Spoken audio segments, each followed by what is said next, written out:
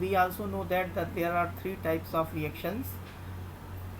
First are very fast reactions such as ionic reactions or precipitation reactions, and the second are moderate reactions like dissociation of hydrogen iodide and dissociation of NO2, etc. And there are some reactions are very slow like rusting on iron. It takes more time, approximate 6 months requires to come to for this reaction. Now we can classify the types of reaction rates into two parts. One is called the average rate and the second is instantaneous rate.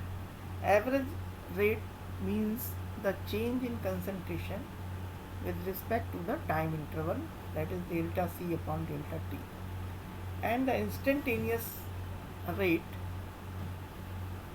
can be find out at the point of the curve of the reaction. It is defined as infinitesimally small change in concentration of reactant or product with respect to infinitesimally small time interval. Negative sign shows the decrease in concentration of the reactants, where the positive sign is the indication of increase in concentration of the product. Sometimes we can see that positive rate, and sometimes we can see negative rate. So main reason is behind that. If the reactant decreases, then the reaction rate is negative, and if the rate is positive, it means that the product will be formed.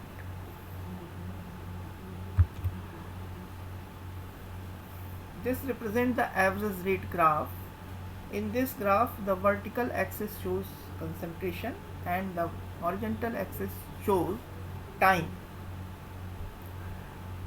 It shows that the reactant decreases its concentration from C1 to C4. It shows that at T1 time the concentration is C1, and thereafter time T2 the concentration is C2. Similarly, after some time passed and time T3 the concentration becomes C3, and at T4 time the concentration is C4. According to this graph, at time T1 the concentration is C1, and at T2 the concentration stands on C2. It means that the average rate of the reaction is C2 minus C1 upon T2 minus T1 is equal to delta C upon delta T. In the average rate graph, there is time interval is greater, and this graph also shows that the initial rate of the reaction is very high, and after passing more time the reaction rate becomes slower, and at the end it is almost constant. It means that the rate of the reaction is not constant entire the time of the reaction. So the average rate is insignificant for the various calculations of chemical kinetics. Therefore, instantaneous rate is important for the reaction rate. Now in this graph we calculate the instantaneous rate. In this curve, the horizontal line shows time and the vertical axis shows concentration. at point P we can draw a tangent line, and this line intersect on the concentration axis as well as on the time axis. So at given time t, it means that the change in time should be infinitesimally small, so we can calculate instantaneous rate at t.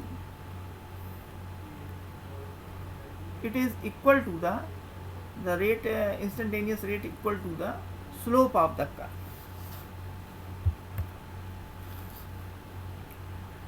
Slope of the curve, which is the tangent of the line drawn on that point, and mathematically it can be represented as limit t.